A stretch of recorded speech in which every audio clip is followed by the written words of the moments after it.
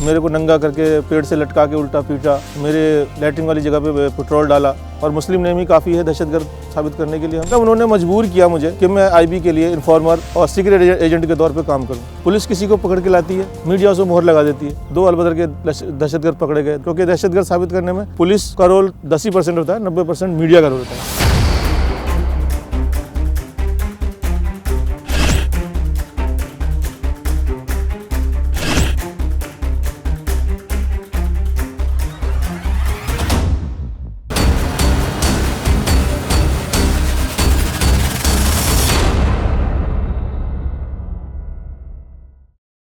1991 में मेरे भाई के हाथों से एक झगड़ा हो गया, उसमें एक आदमी का मर्डर हो गया, उनके दोस्त का। उसके सिलसिले में वो 25 सालों से जेल के अंदर है। मैं वहाँ उनसे मिलने जाया करता था, तो वहाँ से पुलिस वालों ने मुझे वॉच करना शुरू किया।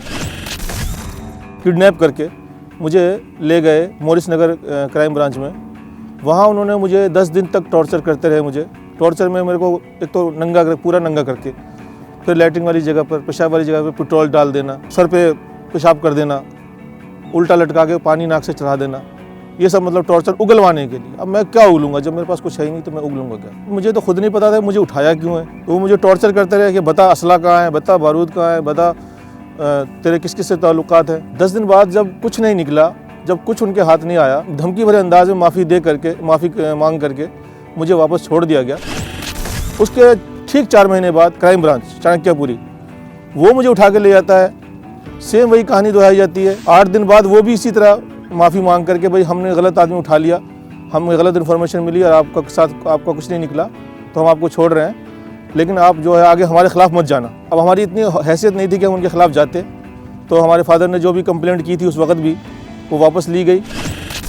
आईबी वाले धोला कुआं से उठा कर ले जाते हैं, तो सीधा सीधा डील। एक दिन टॉर्चर किया, दूसरे दिन उनके बड़े अफसर आए, उन्होंने सीधा बोला डील है भाई हमारी, या तो इनकाउंटर कर देते हैं तेरा, कि तेरे जैसे लोग बहुत मरते हैं दुनिया में, कोई फ़र्क नहीं पड़ता हमें, और मुस्लिम नेम ही काफ़ी है दहशतगर्द साबित करने के लिए हमें। तो या तो तू हमारे लिए इन्फॉर्मर का काम कर, या मर, या फिर जेल जा। मेरे पास और कोई ऑप्शन नहीं था, कोई रास्ता नहीं था, क्योंकि आप इतनी बड़ी एजेंसी से उलझ नहीं सकते, आप इतनी बड़ी पुलिस फोर्स से उलझ नहीं सकते। तो बस उन्होंने जैसा कहा वैसा मैंने किया।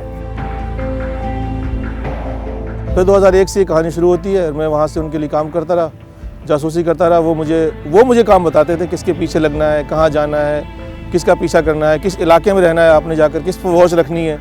उस काम के मुझे वो 7,000 महीना तनख्वाह भी देते थे उस टाइम।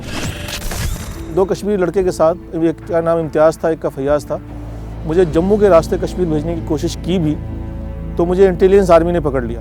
फिर जब उनको पता लगा कि आईबी के लोग हैं, आईबी के लोग छुड़ाने गए वहाँ मुझे स्पेशल गाड़ी से, हाँ कश्मीर, जम्मू बैरवाल थाना। आज मुझे थाना भी याद है, क्योंकि वहाँ मेरे साथ टॉर्चर काफ़ी हुआ था। उसके बाद उन्होंने कहा भाई रिस्क वाले रास्ते से मत भेजो इसको, इसका पासपोर्ट और वीज़ा बना के भेजते हैं कि भाई आपको पाकिस्तान जाना है, इन लोगों के बीच में रहना है, दहशतगर्दों के, वहाँ ट्रेनिंग करनी है, इनके बीच के राज आपको मालूम करने हैं, और फिर वापस आके हमें बताना है। 2005 में उन्होंने मुझे कुछ इस तरह के काम बताने शुरू किए जो मेरे ज़मीर को गवारा नहीं हुआ, तो मैंने मना करना शुरू कर दिया कि आप मुस्लिम इलाकों में रहो, वहाँ लड़के देखो जो मजहबी टाइप के हों, उनको तैयार करो पाकिस्तान जाने के लिए, भेजने का रास्ता हम बताएंगे, जब वो वहाँ से वापस आएंगे हम उनको पकड़ लेंगे या मार देंगे, जो भी करेंगे, आपका इनाम आपको मिल जाएगा, बात ख़त्म। मैंने मना किया, मैंने कहा ये तो इंसानियत से गिरी हुई, इंसानियत सोच बात हो जाएगी कि भाई देखो।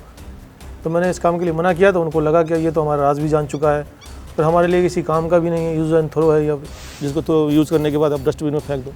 तो तिहाड़ जेल डस्टबिन है, इससे अच्छी जगह फेंकने के लिए और क्या मिलेगी।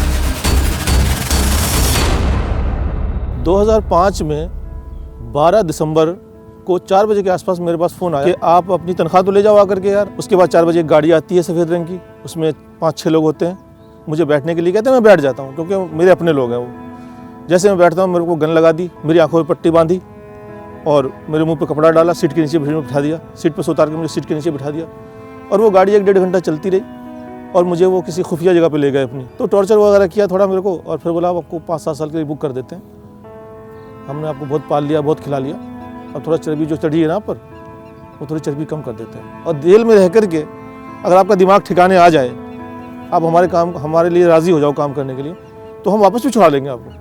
हमारे फादर ढूंढते रहे, बहुत बुरी तरह ढूंढते रहे। अच्छा, इनके क्या अल्फाज थे कि एक बंदा आतंकवादी के तौर पर हम दिखाएंगे तो अच्छा नहीं लगता, एक बंदा और चाहिए, बकरा, बंदा नहीं बकरा।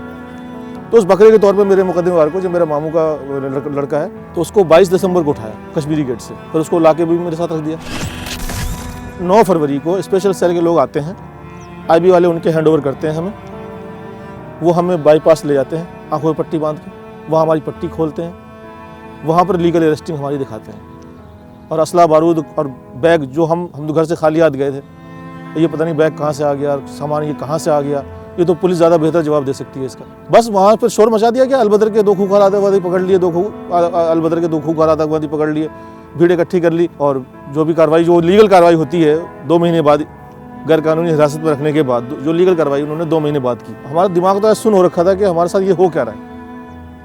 जो बैग उन 2 लड़कों के साथ पकड़े गए थे वो हमारे सामने खोल दिया, मीडिया के सामने शोर कर दिया, आतंकवादी आतंकवादी, पूरी दुनिया में हमें बदनाम कर दिया। घर में कमाने वाला मैं 9 लोगों को, 10 लोगों का परिवार में अकेला था, वो बर्बाद हो गए सारे, भूखे मरे। फिर मेरी वाइफ ने लोगों के घरों में जाके काम किया, बर्तन मांजे, क्या क्या किया उसने, कैसे कैसे ज़िंदगी गुजारी वो मैं 5 साल नहीं बता सकता, कि उसने 2-2 दिन भूखी रहे बच्चों के स्कूल नहीं गए वो 5-4 साल। मीडिया को बहुत बड़ा जिम्मेदार मानता हूँ। पुलिस किसी को पकड़ के लाती है, मीडिया उसे मोहर लगा देती है। अरे अभी कोर्ट ने प्रूफ नहीं किया, कोर्ट पे इल्ज़ाम साबित नहीं हुआ, कोर्ट ने अभी बात गई नहीं, और आपने पहले ही साबित कर दिया, मोहर लगा दी। अब मुसलमान है तो हर कोई मान भी लेता है, अब मुसलमान है दहशतगर्द होंगे।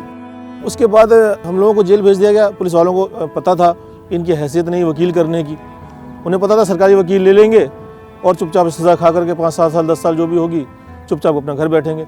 लेकिन इस बीच में इंसानी हमदर्दी के नाते एक सुफियान साहब एडवोकेट हैं, उनको जब पता लगा मेरे मामले का, और जो मेरा मुकदमेवार था, मेरे साथ मेरा भाई था, वो थोड़ा अच्छी फैमिली से बिलोंग करता है, तो उनके भाइयों ने बहुत मेहनत की, उनके भाइयों ने वकील खड़े किए, उन्होंने हाई कोर्ट में एप्लीकेशन लगाई इस बात के लिए कि इस केस की दोबारा जांच की जाए कि ये झूठा केस है, CBI के हैंडओवर किया जाए। और उस वक्त के जो जज साहब थे उन्होंने माना, सबूत देखते हुए, कि ये पहली नज़र में लगता है कि ये झूठा केस है।